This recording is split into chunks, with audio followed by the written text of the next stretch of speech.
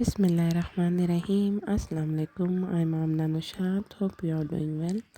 آج کا ہمارا ٹاپک ہے کہ اگر آپ 2024 میں کوئی پراپرٹی پرچیز کرتے ہیں تو اس کے لیے آپ کو کون کون سے ٹیکس دینے پڑیں گے اور کتنے % دینے پڑیں گے، اور کون سا ٹیکس کس کی رسپانسبلٹی ہوگا، یعنی کہ کون سا ٹیکس بائر پے کرے گا اور کون سا سیلر پے کرے گا۔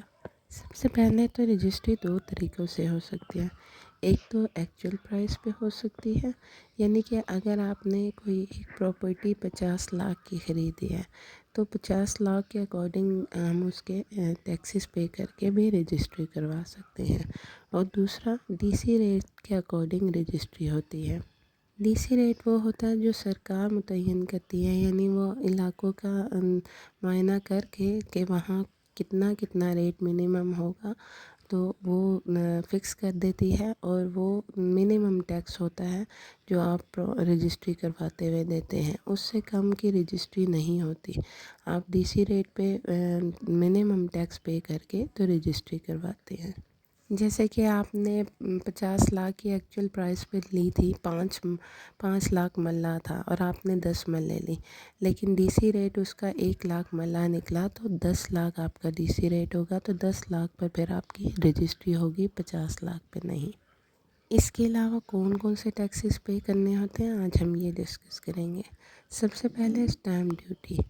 اگر آپ اربن ایریا یعنی شہری علاقے میں رہتے ہیں تو اس پہ آپ کو 1% اسٹیمپ ڈیوٹی دینی پڑے گی، ٹیکسز اسٹیمپ ڈیوٹی کے دینے ہوں گے۔ اور اگر آپ رورل ایریا میں یعنی دیہی علاقے میں رہتے ہیں تو 3% اسٹیمپ ڈیوٹی کے ٹیکسز پے کرنے ہوں گے۔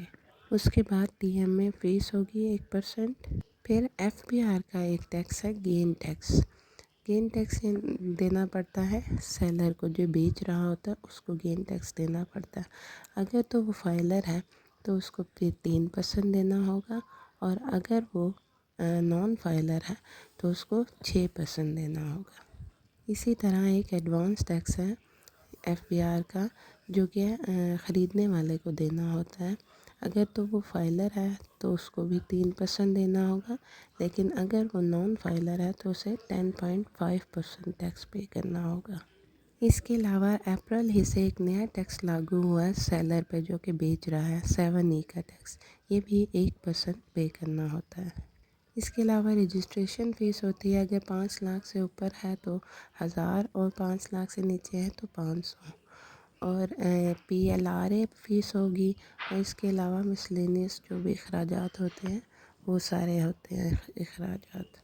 یہ تھا اگر آپ پلاٹ کسی سے خریدتے یا بیچتے ہیں تو اس کا ریٹ، لیکن اگر اس پہ کنسٹرکشن ہوئی ہے، کوئی مکان بنا ہوا ہے تو اس کے ریٹ الگ ہوں گے۔ اگر اس پہ کنسٹرکشن ہوئی مکان بنا ہوا ہے تو آپ کو پھر نقشے کا اپروول لانا ہوگا۔ اگر نقشہ اپروو ہو جاتا ہے تو ٹھیک ہے، لیکن اگر نقشہ اپروو نہیں ہوتا تو اس پہ بھی 2% فیس ہوگی، اور وہ بھی دینی پڑے گی سیلر کو۔ یہ تھے پراپرٹی خریدنے اور بیچنے کے تمام taxes. If you like the video then click the like button. Keep smiling, take care, اللہ حافظ۔